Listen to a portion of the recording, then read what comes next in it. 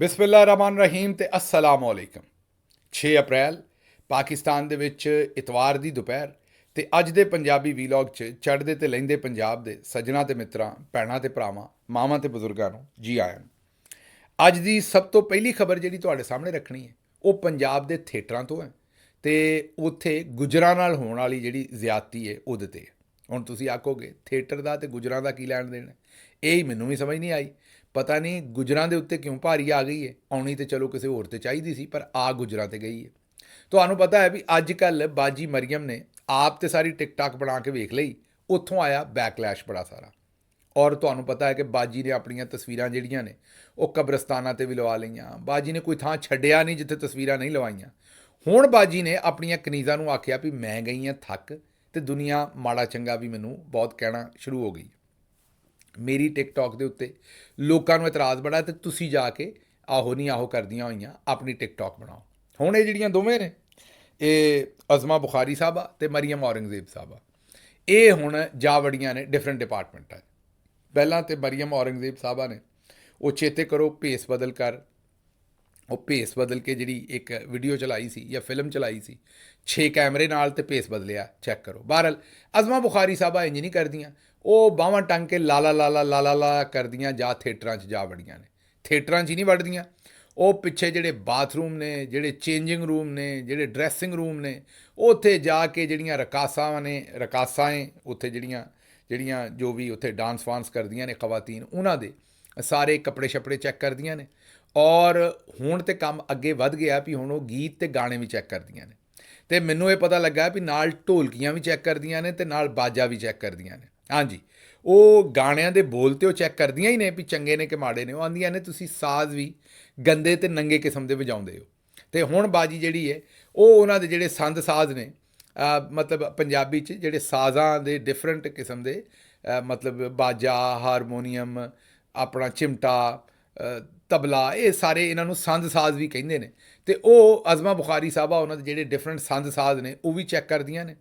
ਤੇ ਉਹਨਾਂ ਨੂੰ ਇਹ ਕਹਿੰਦੀਆਂ ਨੇ ਵੀ ਗਾਣੇ ਵੀ ਗਾ ਕੇ ਸੁਣਾਓ ਤੇ ਤਬਲੇ ਸ਼ਬਲੇ ਵੀ ਵਜਾ ਕੇ ਸੁਣਾਓ। ਕਿਤੇ ਕਿਤੇ ਤੁਸੀਂ ਨੰਗੇ ਕਿਸਮ ਦੇ ਗਾਣੇ ਤੇ ਨਹੀਂ ਗਾਉਂਦੇ ਤੇ ਨਾਲ ਨੰਗੇ ਕਿਸਮ ਦੇ ਤਬਲੇ ਤੇ ਨਹੀਂ ਵਜਾਉਂਦੇ। ਇੱਥੇ ਜਨਾਬ ਗੱਲ ਪਹੁੰਚ ਗਈ ਹੈ। ਹੁਣ ਮਰੀਮ ਸਾਹਿਬਾ ਨੇ ਜਿਹੜੀ ਚੌਧਰੀ ਨਿਜ਼ਾਮਦੀਨ ਸਾਹਿਬ ਨੇ ਸਾਨੂੰ ਵਜ਼ੀਰ ਆਲਾ ਦਿੱਤੀ ਹੈ ਫਾਰਮ 47 ਤੇ, ਉਹਦੀ ਹੁਣ ਪਹਿਲਾਂ ਤਾਂ ਤੁਹਾਨੂੰ ਪਤਾ ਵੀ ਡਾਕਟਰਾਂ ਦੀ ਧੂੜ ਕੱਢੀ ਸੀ। ਅਸੀਂ ਜਾ ਵੜੇ ਸਨ, ਅਸੀਂ ਹਸਪਤਾਲਾਂ ਦੇ ਵਿੱਚ। ਸਭ ਤੋਂ ਪਹਿਲਾਂ ਉਹਨਾਂ ਨੇ ਸਟਾਪ ਕੀਤਾ ਸੀ ਡਾਕਟਰਾਂ ਦੇ ਉੱਤੇ, ਪਹਿਲੀ ਤਬਾਹੀ ਉਹਨਾਂ ਦੇ ਉੱਤੇ ਮਚਾਈ ਸੀ। ਔਰ ਚੇਤੇ ਕਰੋ ਵੀ ਡਾਕਟਰ ਇੱਕ ਹਸਪਤਾਲ ਗਈ ਬਾਜੀ ਤੇ ਡਾਕਟਰ ਕੱਢ ਦਿੱਤੇ, ਦੂਸਰੀ ਗਈ ਤੇ ਕੱਢ ਦਿੱਤੇ, ਤੀਜੇ 'ਚ ਗਈ ਤੇ ਡਾਕਟਰ ਪਹਿਲਾਂ ਹੀ ਤਿਆਰ ਬੈਠੇ ਸਨ ਬਾਹਾਂ ਟੰਗ ਕੇ। ਉਹ ਬਾਜੀ ਆਈ ਤਾਂ ਉਹਨਾਂ ਕਿਹਾ ਅਸੀਂ ਕੰਮ ਹੀ ਨਹੀਂ ਕਰਨਾ। ਉਹ ਤੋਂ ਬਾਜੀ ਨੂੰ ਪਤਾ ਲੱਗਾ ਵੀ ਇਹ ਤਾਂ ਕੰਮ ਹੋ ਗਿਆ ਖਰਾਬ। ਹੁਣ ਤੇ ਜਿਹੜੇ ਹਸਪਤਾਲ ਜਾਵਾਂਗੇ ਅੱਗੋਂ ਡਾਕਟਰਾਂ ਨੂੰ ਮੈਂ ਕੀ ਕੱਢਣਾ, ਉਹਨਾਂ ਮੈਨੂੰ ਕੱਢ ਦੇਣਾ। ਤੇ ਨਾਲ ਡਾਕਟਰਾਂ ਨੇ ਐਲਾਨ ਕਰ ਦਿੱਤਾ ਵੀ ਜਿੱਥੇ ਵੀ ਬਾਜੀ ਜਾਏਗੀ ਅਸੀਂ ਸਟ੍ਰਾਈਕ ਕਰਾਂਗੇ। ਉਸ ਤੋਂ ਬਾਅਦ ਬਾਜੀ ਨੇ ਉਧਰ ਦਾ ਮੂੰਹ ਨਹੀਂ ਕੀਤਾ ਤੇ ਹੁਣ ਉਹਨਾਂ ਨੇ ਆਹੋ ਨਹੀਂ ਆਹੋ ਵਾਲੀਆਂ ਤੋਰ ਦਿੱਤੀਆਂ ਨੇ। ਬਹਰਹਾਲ ਗਾਣਿਆਂ ਦੇ ਉੱਤੇ ਜਿਹੜਾ ਸਭ ਤੋਂ ਭਾਰੀ ਇਸ ਵੇਲੇ ਮਾਮਲਾ ਚੱਲ ਰਿਹਾ ਉਹ ਗੁੱਜਰਾਂ ਦੇ ਉੱਤੇ। ਵੇ ਗੁੱਜਰਾ ਵੇ ਔਰ ਇਸ ਤਰ੍ਹਾਂ ਦੇ ਗਾਣੇ ਨੇ ਜਿਹੜੇ, ਉਹਨਾਂ ਦੇ ਉੱਤੇ ਪਾਬੰਦੀ ਲਾਤੀ। ਉਹਨਾਂ ਕਿਹਾ ਜੀ ਇਹ ਫੋਸ਼ ਗਾਣੇ ਨੇ। ਹੁਣ ਇਹ ਮੇਰੀ ਸਮਝ ਤੋਂ ਗੱਲ ਵੱਧ ਗਈ ਹੈ ਵੀ ਹੁਣ ਅਗਰ ਕੋਈ ਵੀ ਖਾਤੂਨ ਜਿਹੜੀ ਹੈ, ਸ਼ਾਇਰਾ ਦੀ ਮੈਂ ਗੱਲ ਕਰਦਾ ਜਿਹਨੇ ਲਿਖਿਆ ਗਾਣਾ, ਉਹਨੂੰ ਕਿਸੇ ਗੁੱਜਰ ਨਾਲ ਪਿਆਰ ਹੋਏਗਾ ਤੇ ਉਹ ਉਹਨੂੰ ਵੇ ਗੁੱਜਰਾ ਵੇ ਹੀ ਕਹੇਗੀ ਨਾ। ਜਾਂ ਉਹਦਾ ਕੋਈ ਨਾਂ ਉਹ ਕੋਈ ਅੰਗਰੇਜ਼ੀ 'ਚ ਰੱਖੇ, ਕੋਈ ਐਲਟਨ ਜੌਨ ਰੱਖੇ ਜਾਂ ਕੋਈ ਹੋਰ ਰੱਖੇ, ਤੇ ਫਿਰ ਕੰਮ ਚੱਲਣਾ ਹੈ। ਇਹ ਮੇਰੀ ਇਹ ਸਮਝ ਤੋਂ ਬਾਹਰ ਹੈ ਵੀ ਹੁਣ ਕਿਸ ਤਰ੍ਹਾਂ ਉਹਨੂੰ ਪੁਕਾਰੇਗੀ ਉਹ ਗੁੱਜਰ ਨੂੰ, ਕਿਸ ਤਰ੍ਹਾਂ ਹੈਲੋ ਗੁੱਜਰ ਕਮ ਹੇਅਰ, ਮਤਲਬ ਕੀ ਕਰੇ ਉਹ ਗਾਣੇ ਦੇ ਵਿੱਚ ਉਹਨੇ ਵੇ ਗੁੱਜਰਾ ਕਹਿਣਾ ਹੈ। ਤੇ ਉਹ ਹੁਣ ਵੇ ਗੁੱਜਰਾ ਦੇ ਵਿੱਚ ਐਸੀ ਕਿਹੜੀ ਗੱਲ ਹੈ, ਕਿਹੜੀ ਉਹਦੇ ਵਿੱਚ ਕੋਈ ਫੋਸ਼ ਗੱਲ ਹੈ, ਕਿਹੜੀ ਉਹਦੇ ਵਿੱਚ ਕੋਈ ਨੰਗੀ ਗੱਲ ਹੈ, ਗੰਦੀ ਗੱਲ ਹੈ ਕਿ ਅਜ਼ਮਾ ਬੁਖਾਰੀ ਸਾਹਿਬਾ ਨੂੰ ਪਤਾ ਨਹੀਂ ਗੁੱਜਰਾਂ ਨਾਲ ਕਿਹੜਾ ਵੈਰ ਹੈ। ਗੁੱਜਰਾਂ ਇਹਨਾਂ ਦੀ ਕਿਹੜੀ ਜਿਹੜੀ ਉਹ ਮੱਝ ਖੋਲ੍ਹ ਲਈ ਹੈ ਵੀ ਉਹਨਾਂ ਆਖਿਆ ਵੀ ਕੋਈ ਵੀ ਗਾਣਾ ਜਿਹਦੇ 'ਚ ਗੁੱਜਰ ਹੋਵੇ ਉਹ ਨਹੀਂ ਜਨਾਬੇ ਵਾਲਾ ਚੱਲ ਸਕਦਾ। ਹੁਣ ਉੱਥੇ ਤੁਹਾਨੂੰ ਇਹ ਵੀ ਪਤਾ ਹੈ ਵੀ ਕੱਲ੍ਹ ਇੱਕ ਨਵਾਂ ਫੱਡਾ ਪੈ ਗਿਆ। ਜਿਸ ਵੇਲੇ ਉਹ ਇਹਨਾਂ ਨੇ ਵੀਡੀਓ 'ਚ ਡਿਲੀਟ ਕੀਤਾ, ਵੀਡੀਓ 'ਚ ਜਾਰੀ ਨਹੀਂ ਕੀਤਾ ਕੰਮ, ਲੇਕਿਨ ਤੁਹਾਨੂੰ ਅੰਦਰ ਦੀ ਗੱਲ ਦੱਸਦੇ ਹਾਂ। ਉੱਥੇ ਮਾਮਲਾ ਇਹ ਹੋਇਆ ਕਿ ਜਿਸ ਵੇਲੇ ਗੁੱਜਰਾਂ ਦੇ ਉੱਤੇ ਸਖਤੀ ਕਰ ਰਹੇ ਸਨ ਵੀ ਗੁੱਜਰਾਂ ਦੇ ਨਾਂ ਦੇ ਗਾਣੇ ਨਹੀਂ ਚੱਲ ਸਕਦੇ, ਤੇ ਉੱਥੇ ਇੱਕ ਜਿਹੜੀ ਰਕਾਸਾ ਸੀ ਖਾਤੂਨ, ਉਹਨੇ ਪੁੱਛਿਆ ਇਹਨਾਂ ਦੇ ਕੋਲੋਂ ਵੀ ਇਹ ਜਿਹੜਾ ਗਾਣਾ ਹੈ ਮੇਰੇ ਰਸ਼ਕੇ ਕਮਰ, ਇਹ ਵੀ ਫੋਸ਼ ਹੈ ਜਾਂ ਇਹ ਗਾਇਆ ਜਾ ਸਕਦਾ ਹੈ? ਕਿਉਂਕਿ ਇਹਦੇ ਵਿੱਚ ਵੀ ਉਹਨਾਂ ਕਿਹਾ ਵੀ ਅੰਗ ਅੰਗ ਫੜਕਦਾ ਹੈ ਤੇ ਇਹਦੇ ਵਿੱਚ ਵੀ ਬੜੀਆਂ ਡਿਫਰੈਂਟ ਕਿਸਮ ਦੀਆਂ ਗੱਲਾਂ ਨੇ। ਆਗ ਐਸੀ ਲਗਾਈ ਮਜ਼ਾ ਆ ਗਿਆ। ਉਹਨਾਂ ਕਿਹਾ ਅਸੀਂ ਇਹ ਹੀ ਗੱਲ ਪੰਜਾਬੀ 'ਚ ਕਰਦੇ ਹਾਂ, ਤੁਹਾਨੂੰ ਫੋਸ਼ ਲੱਗਦੀ ਹੈ। ਉਰਦੂ ਦੇ ਵਿੱਚ ਵੀ ਤੁਸੀਂ ਅੱਗਾਂ ਹੀ ਲਾ ਰਹੇ ਹੋ, ਉੱਥੇ ਕੋਈ ਤੁਸੀਂ ਮਿੱਟੀ ਦਾ ਤੇਲ ਪਾ ਕੇ ਅੱਗ ਨਹੀਂ ਲਾ ਰਹੇ, ਉਹ ਵੀ ਅੱਗ ਡਿਫਰੈਂਟ ਕਿਸਮ ਦੀ ਗੱਲ ਹੋ ਰਹੀ ਹੈ। ਉੱਥੇ ਵੀ ਸ਼ਾਇਰ ਜਿਹੜਾ ਹੈ ਉਹ ਮੇਰਾ ਮਤਲਬ ਮੈਂ ਹੁਣ ਗਾ ਨਹੀਂ ਇਸ ਤੋਂ ਵੱਧ ਸਕਦਾ, ਲੇਕਿਨ ਉੱਥੇ ਉਹ ਜਿਹੜੀ ਰਕਾਸਾ ਸਾਹਿਬਾ ਸਨ, ਉਹਨਾਂ ਨੇ ਕਿਹਾ ਵੀ ਉੱਥੇ ਵੀ ਜਿਹੜਾ ਸ਼ਾਇਰ ਅੱਗ ਦੀ ਗੱਲ ਕਰਨ ਡਿਆ ਨਾ, ਉਹ ਕੋਈ ਛੱਲੀਆਂ ਭੁੰਨਣ ਵਾਲੀ ਅੱਗ ਦੀ ਗੱਲ ਨਹੀਂ ਕਰਨ ਡਿਆ, ਉਹ ਵੀ ਮਰਦ ਤੇ ਔਰਤ ਗਾਣਾ ਜਿਹੜਾ ਚੱਲ ਰਿਹਾ ਉਹਦੇ 'ਚ ਇੱਕ ਡਿਫਰੈਂਟ ਅੱਗ ਦੀ ਗੱਲ ਕਰ ਰਿਹਾ। ਤੇ ਉਹਨਾਂ ਕਿਹਾ ਵੀ ਇਹ ਰਸ਼ਕੇ ਕਮਰ ਤੇ ਤੁਸੀਂ ਆਪ ਬਹਿ ਕੇ ਸੁਣਦੇ ਹੋ, ਤੇ ਉਹ ਠੀਕ ਹੈ, ਅਸੀਂ ਉਹੋ ਜਿਹਾ ਗਾਣਾ ਹੀ ਪੰਜਾਬੀ 'ਚ ਕਹੀਏ ਤੇ ਵੀ ਮੇਰੀ ਅੱਗ ਬੁਝਾ ਦੇ, ਤੇ ਉਹਨੂੰ ਤੁਸੀਂ ਜਿਹੜਾ ਉਹ ਕਹਿੰਦੇ ਹੋ ਕਿ ਬੜਾ ਫੋਸ਼ ਗਾਣਾ ਹੈ, ਤੇ ਉਹ ਰਸ਼ਕੇ ਕਮਰ ਜਿਹੜਾ ਉਹ ਠੀਕ ਹੈ। ਤੇ ਉਹਦੇ ਤੇ ਅਜ਼ਮਾ ਬੁਖਾਰੀ ਸਾਹਿਬਾ, ਜਿਸ ਤਰ੍ਹਾਂ ਫਿਰ ਤੁਹਾਨੂੰ ਪਤਾ ਹੈ ਵੀ ਉਹ ਚੀਨੀ ਜਪਾਨੀ ਵੀ ਬੋਲਦੀਆਂ ਨੇ।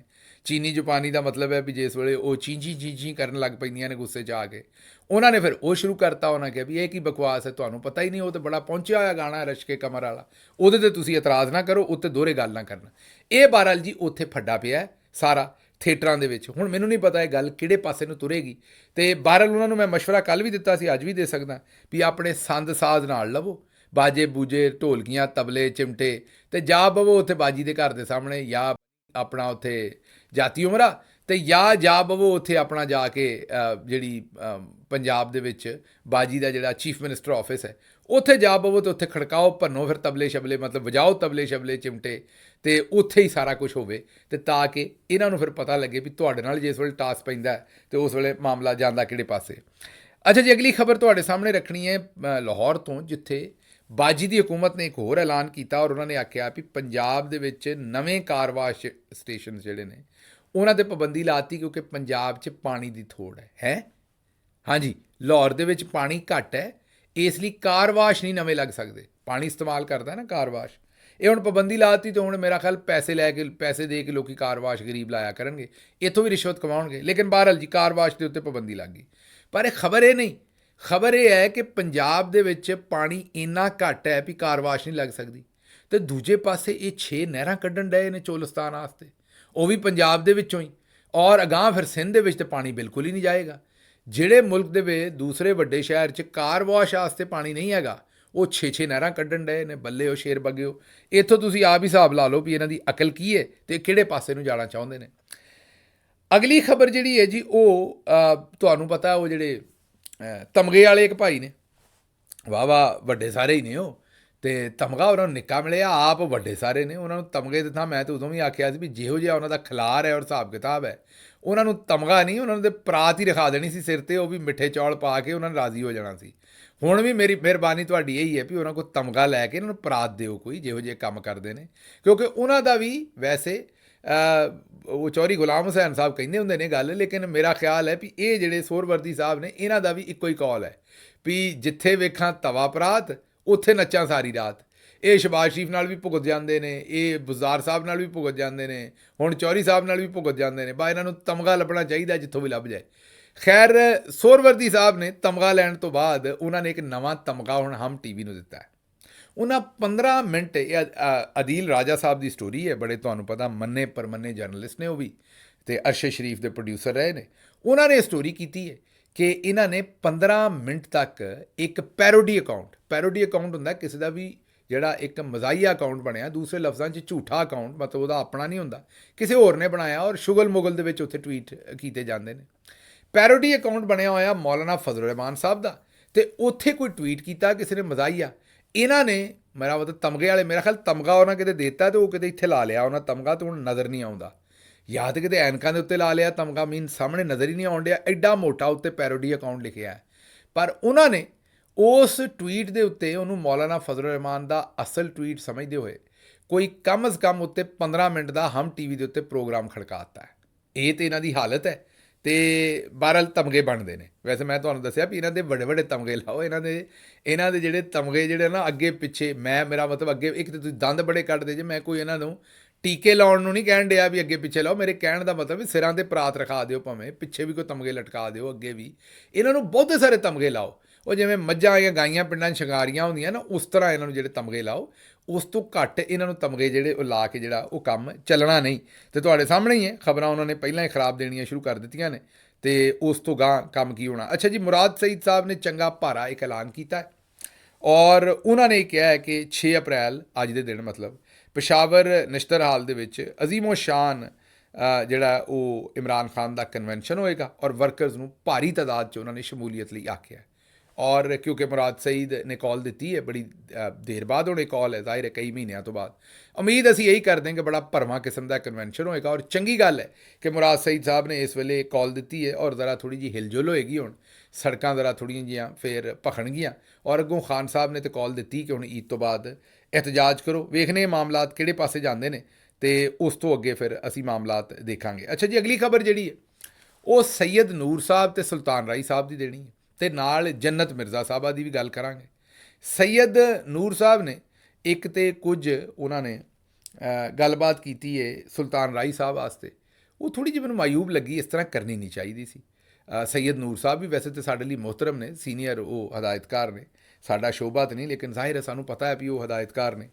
ਅਤੇ ਸੁਲਤਾਨ ਰਾਈ ਮਰਹੂਮ ਜਿਹੜੇ ਨੇ ਉਹ ਠੀਕ ਹੈ, ਉਸ ਵੇਲੇ ਦੀਆਂ ਇਹੋ ਜਿਹੀਆਂ ਫਿਲਮਾਂ ਸਨ, ਲੇਕਿਨ ਇੱਕ ਤਾਂ ਉਹ ਵਫਾਤ ਪਾ ਚੁੱਕੇ ਨੇ, ਇੱਕ ਜਿਹੋ ਜਿਹੀਆਂ ਫਿਲਮਾਂ ਸਨ ਜਿਹੋ ਜਿਹੀਆਂ ਬਣਨੀਆਂ ਸਨ ਉਹਨਾਂ ਨੇ ਉਹਦੇ 'ਚ ਹੀ ਐਕਟਿੰਗ ਕਰਨੀ ਸੀ ਨਾ, ਅਤੇ ਉਹਨਾਂ ਨੇ ਬੇਸ਼ੁਮਾਰ ਫਿਲਮਾਂ ਕੀਤੀਆਂ ਨੇ। ਲੇਕਿਨ ਇਹਨਾਂ ਜਿਹੜੀ ਗੱਲਬਾਤ ਕੀਤੀ ਹੈ ਔਰ ਨਾ ਹੀ ਸੈਯਦ ਨੂਰ ਸਾਹਿਬ ਦੇ ਆਪਣੇ ਸ਼ਾਇਆ ਨਿਸ਼ਾਨ ਹੈ ਅਤੇ ਨਾ ਹੀ ਸੁਲਤਾਨ ਰਾਈ ਸਾਹਿਬ ਦੇ ਸ਼ਾਇਆ ਨਿਸ਼ਾਨ ਹੈ, लेकिन ए ज़रा वेख लो भी इन्हें गलबात की है, सुनो ज़रा। पंजाबी में सुल्तान राई साहब का बड़ा दौर था। सही है। अब सुल्तान राई साहब जो थे वो मेरा ख्याल है दिन में 4-4 5-5 शूटिंग्स करते थे। ठीक। तो एक फ्लोर पे दाखिल हुए हैं, हाँ जी आ गया जी आ गया जी, वो कहते थे नलका आ गया नलका आ गया नलका आ गया। अब उन्होंने उनके कपड़े पहने, उनकी शूटिंग की 2 घंटे, नलका जा रहा है नलका जा रहा है नलका जा रहा है। अच्छा सैयद साहब, सॉरी मैं आपकी बात काट रही हूँ, इतनी गोलियां लगने के बावजूद वो मरते नहीं थे क्या? ये क्या कैसे मर जाएं? अंग्रेज मरता है। सुन लिया जी, ये थोड़ा जिहा मैं कोई ज़्यादा नहीं कहांगा, फिर ये बुरा मान जाएंगे, साडे लिए तो दोवें ही बड़े मोहतरम ने, तो लेकिन ये मेरा ख्याल है कि वो क्योंकि वफात पा चुके ने इहो जी गल करनी नहीं चाहिए। लेकिन इत्थे सानूं चेते आया कि हाल ही च इन्हां ने एक फिल्म बनाई, मतलब ਜਦੋਂ ਅਸੀਂ ਇਹ ਤੁਹਾਨੂੰ ਇਸ ਤੋਂ ਮੈਂ ਗੱਲ ਦੱਸ ਰਿਹਾ ਵੀ ਇਹ ਇਕੱਲਾ ਸ਼ਰੀਫ ਖਾਨਦਾਨ ਦਾ ਹੀ ਮਾਮਲਾ ਨਹੀਂ, ਹਰ ਸ਼ੋਬੇ 'ਚ ਹੀ ਕੰਮ ਇਸ ਤਰ੍ਹਾਂ ਦਾ ਹੋਇਆ। ਜਿਸ ਵੇਲੇ ਤੁਸੀਂ ਆਊਟਡੇਟਡ ਹੋ ਜਾਂਦੇ ਹੋ ਨਾ, ਜਿਵੇਂ ਸਾਡੀ ਬਾਜੀ ਹੁਣ ਧੱਕੇ ਨਾਲ ਟਿਕਟੋਕਾਂ ਬਣਾ ਕੇ ਅਤੇ ਦੁਨੀਆ ਦੇ ਜਿਹੜਾ ਉਹ ਪਾਪੂਲਰ ਲੀਡਰ ਬਣਨਾ ਚਾਹੁੰਦੀ, ਇਹ ਹੁੰਦਾ ਨਹੀਂ। ਸੈਯਦ ਨੂਰ ਸਾਹਿਬ ਨੇ ਵੀ ਇਸੇ ਤਰੀਕੇ ਨਾਲ ਇੱਕ ਕੋਈ ਟਿਕਟੋਕਰ ਸਾਹਿਬਾ ਨੇ, ਜੰਨਤ ਮਿਰਜ਼ਾ ਸਾਹਿਬਾ, ਮੈਂ ਤਾਂ ਜਾਣਦਾ ਨਹੀਂ, ਮੈਂ ਤਾਂ ਪੜ੍ਹਿਆ ਜੋ ਤਜਜ਼ੀਆ ਮੈਨੂੰ ਨਜ਼ਰ ਆਇਆ ਔਰ ਮੇਰੀ ਟੀਮ ਨੇ ਮੈਨੂੰ ਦੱਸਿਆ, ਉਹ ਕੋਈ ਬੜੇ ਜ਼ਿਆਦਾ ਜੰਨਤ ਮਿਰਜ਼ਾ ਸਾਹਿਬਾ ਜਿਹੜੀਆਂ ਨੇ ਉਹ ਕਾਫੀ ਜ਼ਿਆਦਾ ਮਸ਼ਹੂਰ ਨੇ ਟਿਕਟੋਕਰ 'ਤੇ, ਸ਼ਾਇਦ ਟਿਕਟੋਕ 'ਤੇ, ਉਹਨਾਂ ਨੂੰ ਇਹਨਾਂ ਨੇ ਆਪਣੀ ਫਿਲਮ ਦੇ ਵਿੱਚ ਕਾਸਟ ਕੀਤਾ। ਅਤੇ ਬਜਾਏ ਇਸ ਦੇ ਕਿ ਕਿਉਂਕਿ ਉਹ ਤਾਂ ਹੁਣ ਟਿਕਟੋਕਰ ਨੇ ਨਾ, ਟਿਕਟੋਕਰ ਦਾ ਮਤਲਬ ਕੀ ਆ, ਟਿਕਟੋਕ 'ਤੇ ਪਿਛਲੇ 4 5 6 7 ਸਾਲ ਦੇ ਵਿੱਚ ਹੀ ਇੱਕ ਨਵਾਂ ਮੀਡੀਅਮ ਆਇਆ, ਇਹਦਾ ਮਤਲਬ ਨਵੇਂ ਜ਼ਮਾਨੇ ਦਾ ਮੀਡੀਅਮ, ਨਵੇਂ ਜ਼ਮਾਨੇ ਦੀਆਂ ਗੱਲਾਂ। ਔਰ ਉਹ ਅਗਰ ਜੰਨਤ ਮਿਰਜ਼ਾ ਸਾਹਿਬਾ ਟਿਕਟੋਕ ਦੀ ਸਟਾਰ ਨੇ, ਤਾਂ ਇਹਦਾ ਮਤਲਬ ਨਵੇਂ ਜ਼ਮਾਨੇ ਦੀ ਸਟਾਰ ਹੈ। ਪਰ ਇਹਨਾਂ ਨੇ ਉਹਨੂੰ ਨਾਲ ਲੈ ਕੇ ਫਿਲਮ ਜਿਹੜੀ ਬਣਾ ਕੱਢੀ, ਉਹ ਮੇਰੀ ਟੀਮ ਦੱਸਣ ਡਈ ਵੀ ਉਹਦੇ 'ਚ ਉਹ ਹੀ ਪਰਾਂਦੇ ਅਤੇ ਘੋੜੇ ਅਤੇ ਗੰਡਾਸੇ ਅਤੇ ਕਲਾਸ਼ਨਕੋਵਾਂ ਅਤੇ ਨਾਲ ਸਾਇਮਾ ਨੂਰ ਸਾਹਿਬਾ ਇਹਨਾਂ ਦੀ ਘਰ ਵਾਲੀ ਜਿਹੜੀ ਹੈ, ਅਤੇ ਇਹਨਾਂ ਨੇ ਉਹ ਫਿਲਮ ਜਿਹੜੀ ਉਹ ਅੱਜ ਤੋਂ 20 ਸਾਲ ਪੁਰਾਣੀ ਵਾਲੀ ਬਣਾ ਦਿੱਤੀ। ਉਹ ਕਿਸੇ ਨੇ ਵੇਖੀ ਨਾ, ਉਹ ਫਿਲਮ ਡੱਬਾ ਹੋ ਗਈ। ਅਤੇ ਜਦੋਂ ਸੈਯਦ ਨੂਰ ਸਾਹਿਬ ਕੋਲੋਂ ਪੁੱਛਿਆ ਵੀ ਇਹ ਫਿਲਮ ਤੁਹਾਡੀ ਕਾਮਯਾਬ ਕਿਉਂ ਨਹੀਂ ਹੋਈ, ਤਾਂ ਉਹਨਾਂ ਨੇ ਕਿਹਾ ਕਿ ਮੈਨੂੰ ਤਾਂ ਇਹ ਲੱਗਦਾ ਸੀ ਕਿ ਜਿਹੜੀ ਜੰਨਤ ਮਿਰਜ਼ਾ ਦੇ ਟਿਕਟੋਕ ਦੇ ਫੈਨ ਨੇ ਉਹ ਆ ਕੇ ਵੇਖਣਗੇ, ਪਰ ਉਹਨਾਂ ਨੇ ਨਹੀਂ ਵੇਖੀ। ਇੱਥੋਂ ਹੁਣ ਤੁਸੀਂ ਕਹੋਗੇ ਕਿ ਫਿਲਮਾਂ ਦੇ ਉੱਤੇ ਮੈਂ ਕੀ ਗੱਲ ਸ਼ੁਰੂ ਕਰ ਦਿੱਤੀ, ਉਹ ਮੈਂ ਇਸ ਤੋਂ ਕਿ ਮਰੀਮ ਸਾਹਿਬਾ ਨੂੰ ਵੀ ਸੋਚਣਾ ਚਾਹੀਦਾ ਹੈ ਕਿ ਇਹ ਜਿਹੜੀ ਜ਼ਮਾਨੇ ਦੇ ਨਾਲ ਜਦੋਂ ਤੁਸੀਂ ਨਹੀਂ ਚੱਲਦੇ ਨਾ, ਅਤੇ ਇਹ ਜਿਹੜੀਆਂ ਟਿਕਟੋਕ ਬਣਾਉਂਦੇ ਔਰ ਇਹ ਸਾਰੀਆਂ ਕਾਰਵਾਈਆਂ ਹਸਪਤਾਲਾਂ ਦੇ ਵਿੱਚ ਬੇਸ ਬਦਲ ਕਰ, ਖੁਫੀਆ, ਅਚਾਨਕ ਦੌਰਾ, ਇਹ ਸਭ ਪੁਰਾਣੀਆਂ ਫਿਲਮਾਂ ਹੋ ਗਈਆਂ ਨੇ। ਆਵਾਮ ਸਭ ਜਾਣਦੀ ਹੈ ਸਾਰੀਆਂ ਗੱਲਾਂ ਨੂੰ। ਜਿਵੇਂ ਸੈਯਦ ਨੂਰ ਸਾਹਿਬ ਕੋਤਾਹੀ ਕਰ ਗਏ ਕਿ ਨਵੇਂ ਜ਼ਮਾਨੇ ਦੇ ਮਾਮਲਾਤ ਨੂੰ ਨਾਲ ਲੈ ਕੇ ਚੱਲਣ ਦੀ ਬਜਾਏ ਨਵੇਂ ਜ਼ਮਾਨੇ ਦੇ ਲੋਕਾਂ ਨੂੰ ਪੁਰਾਣੇ ਜ਼ਮਾਨੇ 'ਚ ਘੱਲ ਕੇ ਕਾਮਯਾਬ ਹੋਣ ਦੀ ਕੋਸ਼ਿਸ਼ ਕੀਤੀ ਤੇ ਨਹੀਂ ਹੋ ਸਕੇ। ਉਹੀ ਹਾਲ ਜਿਹੜਾ ਉਹ ਤੁਹਾਡਾ ਹੈ ਅਤੇ ਸ਼ਰੀਫ ਖਾਨਦਾਨ ਦਾ, ਅਤੇ ਜਦੋਂ ਤੱਕ ਜਿੱਦਤ ਜਿਹੜੀ ਉਹਨੂੰ ਅਪਣਾਓਗੇ ਨਹੀਂ, ਇਹ ਮਾਮਲਾਤ ਤੁਹਾਡੇ ਜਿਹੜੇ ਨੇ ਉਹ ਠੀਕ ਹੋ ਨਹੀਂ ਸਕਦੇ। ਅੱਛਾ ਜੀ, ਅਗਲੀ ਖਬਰ ਅਹਿਮਦ ਨੂਰਾਨੀ ਸਾਹਿਬ ਦੇ ਭਾਈ ਨੇ, ਦੋਨੋਂ ਭਾਈ ਹੈਦਰ ਔਰ ਅਲੀ, ਦੋਨੋਂ ਇੰਜੀਨੀਅਰ ਨੇ, 18 ਦਿਨ ਹੋ ਗਏ ਨੇ ਘਰ ਤੋਂ ਗਾਇਬ ਨੇ। ਉਹਨਾਂ ਦੇ ਘਰ ਦੇ ਅਹਿਲੇ ਖਾਨਾ ਦੇ ਸਾਹਮਣੇ ਤਸ਼ੱਦਦ ਵੀ ਕੀਤਾ ਗਿਆ, ਉਹਨਾਂ ਨੂੰ ਤੇ ਅਗਵਾ ਕੀਤਾ। ਹੁਣ ਅਹਿਮਦ ਨੂਰਾਨੀ ਸਾਹਿਬ ਦੀ ਜਿਹੜੀ ਵਾਲਦਾ ਸਾਹਿਬਾ ਨੇ, ਉਹਨਾਂ ਨੇ army chief general Asim Munir, ਤਮਗਾ ਇਮਤਿਆਜ਼ ਮਿਲਟਰੀ, ਉਹਨਾਂ ਦੇ ਕੋਲੋਂ ਡਾਇਰੈਕਟ ਰਿਕੁਐਸਟ ਕੀਤੀ ਹੈ ਕਿ ਮੇਰੇ ਬੱਚੇ ਜਿਹੜੇ ਨੇ ਉਹਨਾਂ ਨੂੰ ਰਿਹਾ ਕਰ ਦਿਓ, ਤੁਹਾਡੀ ਮਿਹਰਬਾਨੀ ਹੈ, ਤੁਸੀਂ ਕਰਵਾ ਸਕਦੇ ਹੋ। ਏਜੰਸੀਆਂ ਨੇ ਚੁੱਕਿਆ, ਲੇਕਿਨ ਉਸ ਦੇ ਬਾਵਜੂਦ 18 ਦਿਨ ਹੋ ਗਏ ਨੇ, ਅਜੇ ਤੱਕ ਉਹਨਾਂ ਨੂੰ ਰਿਹਾ ਨਹੀਂ ਕੀਤਾ। ਅਤੇ ਉਹ ਕਹਿੰਦੇ ਨੇ ਕਿ ਹਕੂਮਤ ਦੇ ਵਿੱਚ ਇਹ ਹੁਣ ਇਮਾਨ ਜ਼ੈਨਬ ਮਜ਼ਾਰੀ ਸਾਹਿਬਾ ਨੇ, ਜਿਹੜੀ ਉਹ ਵਕੀਲ ਨੇ ਨੂਰਾਨੀ ਸਾਹਿਬ ਦੇ ਭਾਈਆਂ ਦੀ, ਉਹਨਾਂ ਨੇ ਕਿਹਾ ਹੈ ਕਿ ਹਕੂਮਤ ਦੇ ਵਿੱਚ ਕਿਸੇ ਨੂੰ ਇੰਨੀ ਹਿੰਮਤ ਵੀ ਨਹੀਂ ਪਈ ਅਤੇ ਤਬਸਰਾ ਕਰਨ, ਰਿਹਾਈ ਦੀ ਕੋਸ਼ਿਸ਼ ਕਰਨਾ ਤੇ ਦੂਰ ਦੀ ਗੱਲ ਹੈ। ਇੱਥੇ ਥੋੜ੍ਹੀ ਜਿਹੀ ਸ਼ਰਮਿੰਦਗੀ ਦੀ ਗੱਲ ਅਦਾਲਤਾਂ ਵੱਲੋਂ ਵੀ ਹੈ ਕਿ ਅਦਾਲਤਾਂ ਵੀ ਲੋਕਾਂ ਨੂੰ ਬਜਾਏ ਰਿਲੀਫ ਦੇਣ ਦੀ ਚੁੱਪ ਕਰਕੇ ਬਹਿ ਗਈਆਂ ਨੇ ਤੇ ਉਹਨਾਂ ਨੂੰ ਵੀ ਇਸ ਗੱਲ ਦਾ ਖਿਆਲ ਨਹੀਂ ਕਿ ਮਾਵਾਂ ਦੇ ਬੱਚੇ ਜਿਹੜੇ ਨੇ ਉਹ ਅਗਵਾ ਨੇ। ਤੇ ਇਹਨਾਂ ਹਾਲਾਤ ਦੇ ਵਿੱਚ ਅਦਾਲਤਾਂ ਦੀ ਵੀ ਕੋਈ ਜ਼ਿੰਮੇਵਾਰੀ ਹੈ ਤੇ ਮੌਜੂਦਾ ਜਿੰਨੇ ਵੀ ਆਰਮੀ ਚੀਫ ਸਮੇਤ ਜਿੰਨੇ ਵੀ ਲੋਕ ਇਸ ਵੇਲੇ ਪਾਵਰ 'ਚ ਬੈਠੇ ਨੇ ਉਹਨਾਂ ਦੀ ਵੀ ਜ਼ਿੰਮੇਵਾਰੀ। ਅਸੀਂ ਇਹੀ ਰਿਕੁਐਸਟ ਕਰਾਂਗੇ ਕਿ ਇਸ ਮਾਂ ਦੇ ਅਥਰੂ ਪੂੰਝੋ ਤੇ ਇਹਨਾਂ ਬੱਚਿਆਂ ਨੂੰ ਜਿਹੜਾ ਮਾਂ ਦੇ ਬੱਚਿਆਂ ਨੂੰ ਰਿਹਾ ਕਰੋ। ਐਡਾ ਜ਼ੁਲਮ ਨਾ ਕਰੋ। ਅੱਤ ਖੁਦਾ ਦਾ ਵੈਰ ਹੁੰਦਾ, ਐਡਾ ਜ਼ੁਲਮ ਨਹੀਂ ਕਰਨਾ ਚਾਹੀਦਾ। ਮੈਨੂੰ ਇੱਥੋਂ ਦਿਓ ਇਜਾਜ਼ਤ ਤੇ ਰੱਬ ਰੱਖ।